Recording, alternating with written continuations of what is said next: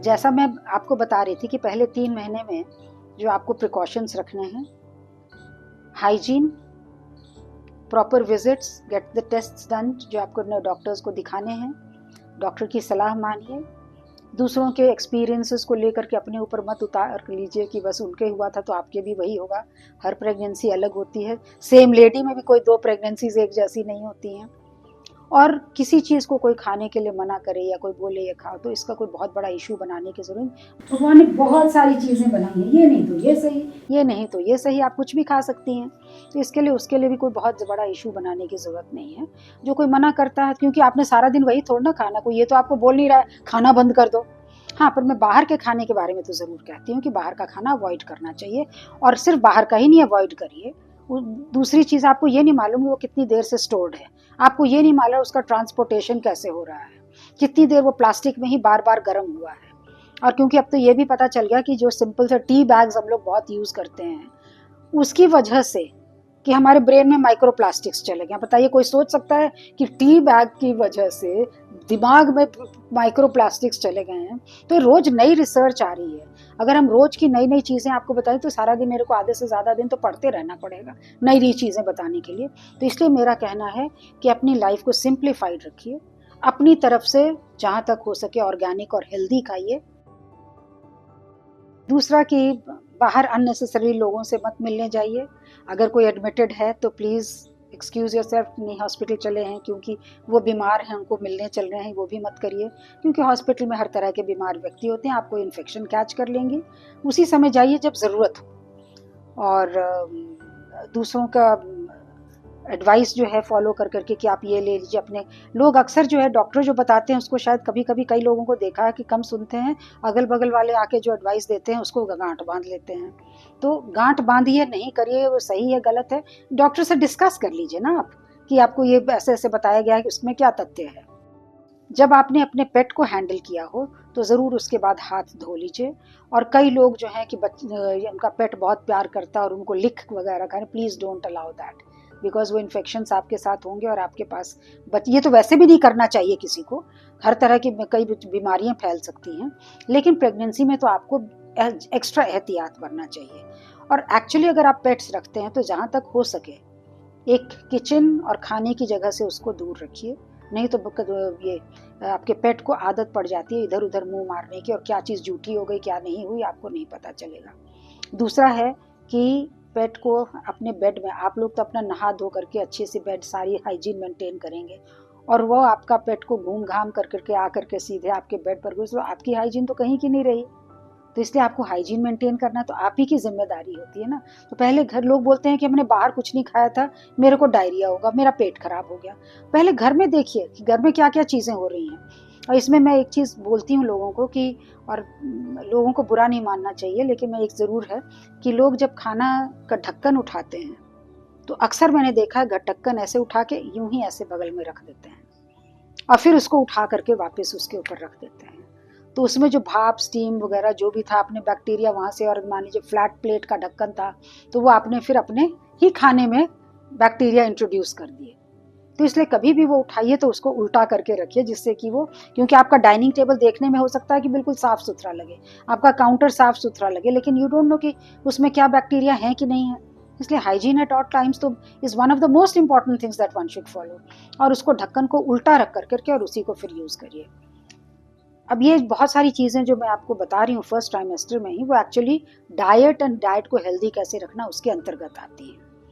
कुछ में आपको, ये तो आपकी हो गई फिजिकल चेंजेस, नींद आना, वॉमिटिंग होना, थकान फील करना, और कभी कभी लोग चिड़चिड़े भी हो जाते हैं। और कई लोग जो हैं जो कि बहुत दिनों से प्रेगनेंसी के लिए ट्राई कर रहे होते हैं, वो डिप्रेशन में भी थोड़ा बहुत डिप्रेस्ड फील करने लगते हैं, क्योंकि सबके मन में एक अलग अलग सपने देखे होंगे कि मैं प्रेग्नेंट होंगी तो ऐसा होगा वैसा होगा, और जब हो जाती है तो बोलते हैं अच्छा यही है, मेरे को तो कुछ लग भी नहीं रहा है कि मैं प्रेग्नेंट हूँ। लोग अक्सर बोलते हैं कि मेरा तो कुछ दिख भी नहीं रहा है, लोग बोलते हैं अच्छा तुम प्रेग्नेंट हो। भैया 3 मंथ्स तक तो प्रेगनेंसी आपकी जो हिप बोन के अंदर ही है, तो इसलिए आपको दिखेगा कैसे?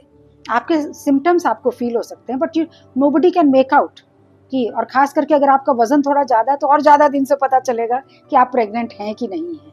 तो तो इसमें तो टाइम लगेगा, डोंट वरी कि दिख रहा है कि नहीं दिख रहा है। अगर डॉक्टर ने कहा है कि आपकी ग्रोथ ठीक चल रही है और आप ठीक हैं तो बिलीव द डॉक्टर प्लीज।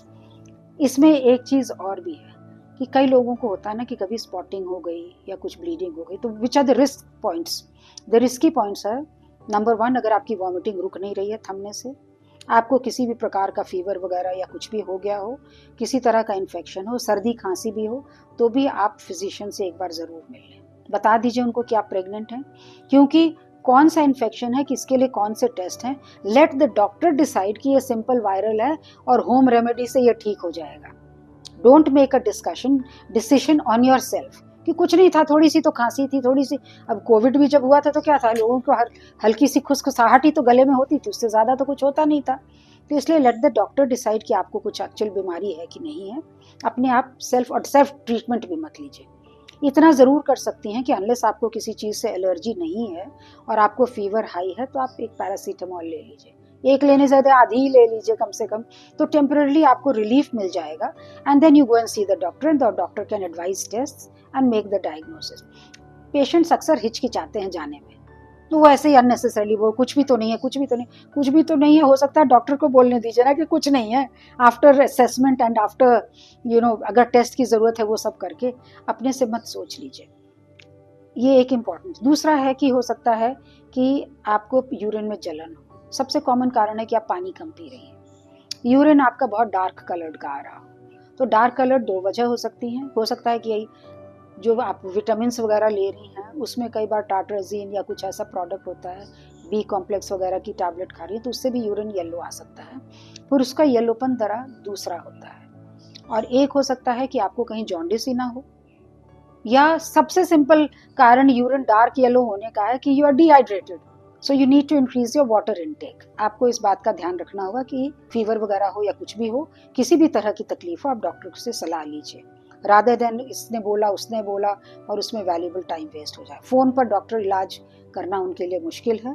जो मैं जैसे अभी कह रही हूँ आपको कि अगर ज़रूरत है तो थोड़ी सी पैरासीटामॉल ले लीजिए, that is also if you are not allergic to, पर उसकी पैरासीटामॉल खाते रहने की आदत मत डालिए कि जब मन हुआ तो। नहीं, पिछली बार कहा था तो इसलिए वो उस समय के लिए वन टाइम के लिए बोला गया था, and they must have always said कि आप जा करके दिखा लीजिए या आ करके दिखा लीजिए। इसके अलावा एक चीज़ और कहेंगे, कभी भी रिस्क वार्निंग साइंस मैंने बताया कि अगर आपको फीवर हो, बीमारी हो, कुछ आपकी तबीयत ठीक नहीं लग रही हो तो अपने डॉक्टर से सलाह लें। हर चीज़ का एडवाइस फ़ोन पर नहीं दी जा सकती है, तो इसलिए उस पर नहीं रिलाई करें। डॉक्टर अगर बिजी है तो हो सकता है आपका फ़ोन जवाब देने की स्थिति में नहीं हो। अगर किसी ने फ़ोन उठा भी लिया तो हो सकता है वो कॉम्पिटेंट पर्सन ना हो जो आपको सलाह दे सके, तो इसलिए आप बोलेंगे, आप उसी पर बोलिए कि आपको मेरे को बुखार है, कोई एडवाइस नहीं, सलाह नहीं दे रहा है। No, I think that needs to be seen, don't take it lightly. इसके अलावा आपको कभी स्पॉटिंग ब्लीडिंग हो गई और या आपको डिस्चार्ज हो रहा है जिसमें बदबू भी है और खारिश भी हो रही है, in which case also you need to see a doctor. Spotting bleeding हो सकती है तो इसको हम लोग बोलते हैं कि थ्रेटन्ड अबॉर्शन, मतलब कि अबॉर्शन होने के सिम्टम्स दिख रहे हैं, साइंस जो आपकी स्पॉटिंग हुई। कई बार होता है कि फर्स्ट 3 मंथ्स में लोगों को स्पॉटिंग होती है पर बच्चे की ग्रोथ भी ठीक चलती है, बाकी भी ठीक चलता है। वो क्या होता है कि जब वो आंवल नाल बच्चेदानी की दीवार से अटैच हो रही होती है तो वो भी अपनी जड़ें फेंक रही है, और उधर से उस पूरे बच्चेदानी की वॉल में तो मदर के ब्लड सप्लाई चल रही है, उसकी नसें और धमनियाँ चल रही हैं। तो जब ये स्प्रेड करने लगता है तो कई बार क्या होता है कि किसी मदर के वेसल में कोई ग्रोथ छेद सा हो जाता है जिससे थोड़ी हेमरेज हो जाती है, पर वो अपने आप सेल्फ सीलिंग होता है, अपने आप बंद भी हो जाता है और वो सील भी कर जाता है।